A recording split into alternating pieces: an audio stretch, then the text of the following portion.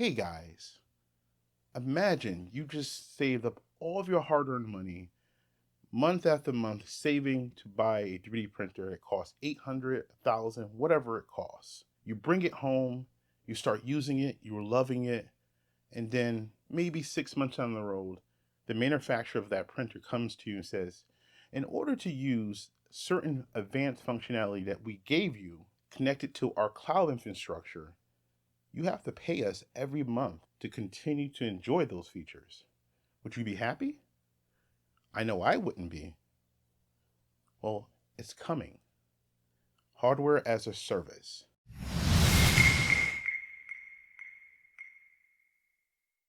I'm going to start this with there's a lot of bigger YouTubers now that are starting to slowly suggest what I am saying. I've been stating this for about a year now that manufacturers of 3D printers want that gravy. They want that recurring revenue and they're going to get it no matter what. And that's why so many are very protective of their cloud infrastructure. Now, the main company is Bamboo, but they're not the only one that are going down this road. Recently, Louis Rossman and Made with Layers, he's another bigger YouTuber.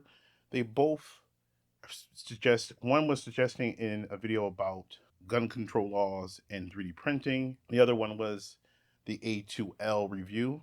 They both kind of put these little segments in there that I'm going to play so you can understand that I'm not the only one has been thinking this, that is finally getting to the larger YouTubers, and hopefully it can get to more users overall, that these companies are building an ecosystem that's going to lock you in and they're going to essentially rent your hardware to you purchased in one way or another.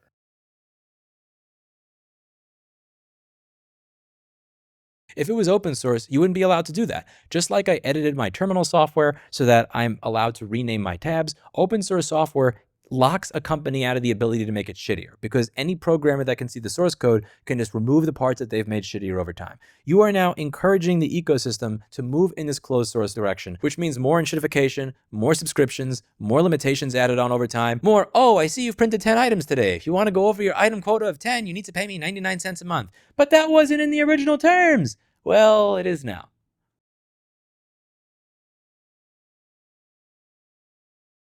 Bamboo branded products is both a means to hide, or at least to make unattractive, any non-bamboo alternatives or competitors, and maybe in the future also to provide more options for a continued revenue stream after Bamboo has already sold the printer to you.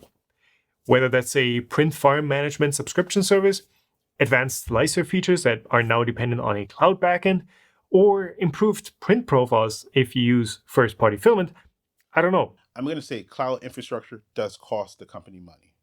I am not going to say it's free. But what they're doing is to essentially create reoccurring revenue. So a lot of these printers do not need to upload models to their cloud, then just to be downloaded back to the printer. They don't need to do that. You can do that locally. That's how most printers have existed up to this point. But the reason why they're making this all normalized, and that's the key thing, is to normalize this behavior. So when they add in other advanced functionality that requires the cloud and you have to pay for it, you're not going to really question because, hey, you've been using it for this long. It's not unquestionable to believe that they have to pay for their cloud infrastructure. The issue is they started this to condition you to this usage of the cloud, usage of lockdown ecosystems, so that you will be more willing to pay in the future. So that $800 printer you purchased, normally in the past, it would only cost, okay, that $800, you're gonna materials that you have to like filament and all that other stuff, replacement parts, that will be your ongoing cost. But once you pay for that printer, it's yours. Now we're getting to the point where it's not just going to be yours. In one way or another, they're going to extract more money. And I do see a future where hardware companies like Bamboo basically force you to buy not only their printers and then rent them by using advanced functionality that's connected or required to connect to the cloud in order for you to use. And that is why they're so, Bamboo in particular, is so protective of their cloud infrastructure. But it's not just them. There are other companies who do the same thing in other industries. And it kind of started with Adobe making everyone normalize to paying for software as a service with their creator cloud. There was a lot of pushback, a lot of users did leave, but most people stayed and paid that monthly subscription. And now hardware companies want the same thing. They're going to put all these digital locks on certain functions on their printers. So when they turn on, like after the sale, you've been using it for multiple months, even a year, they turn on a switch and say, you know what? You have to pay for certain functionality. Or worse, they start releasing products that require a complete vertical integration of their filament, of their own build plates. Nothing can be used outside of their own ecosystem. That's what I fear most. And it's slowly getting there. And a lot of these, hopefully, a lot of these YouTubers start to continue to speak out against this because it's not just 3D printers, it's happening to all hardware across the board. But in this YouTube channel, I specialize in PC hardware and 3D printing. And 3D printing, I can see it definitely just being group of companies are just saying, you know what, we're going to dictate how you use our hardware with our software. And if you don't like it, piss off. Going over all of this stuff, the next big thing is obviously going to be hardware as a service. And I think it's going to come down to two ways of how they're going to do it. So there's going to be the first option is you pay for the hardware. They may even lower the price of the entry. They might lower the prices. So what is $1,000 printer now might be 600. But obviously they're going to make that up by the ongoing subscriptions. So if you want to use their product, you may have to buy their filament and subscribe to their marketplace of models. You may not even be able to even use your own models. That might be an extra feature.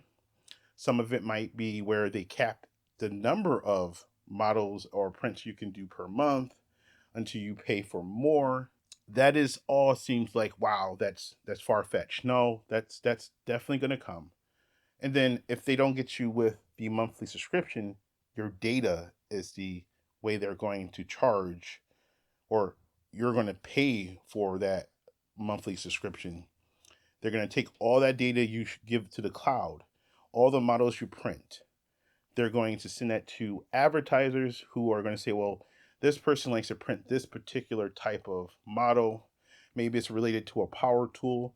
So let's talk to the manufacturer of certain power tool companies, and maybe they can focus and literally advertise to this particular groups of users. They'll generate revenue that way. So those are the two options that are going to come. The third option is you basically say, forget all that, and I am going to go open source completely.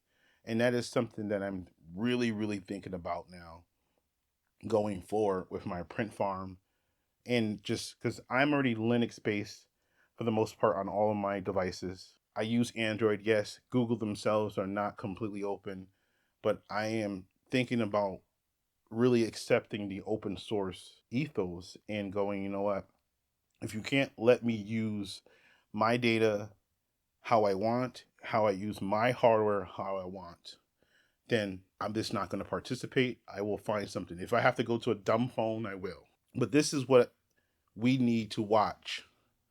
And again, Lewis made a good argument here about what's happening. Made with Layers. Thomas, he made a great argument as well of what they think might be happening. Again, this is all alleged. None of this is proven, but the actions of these companies are basically showing you their hands.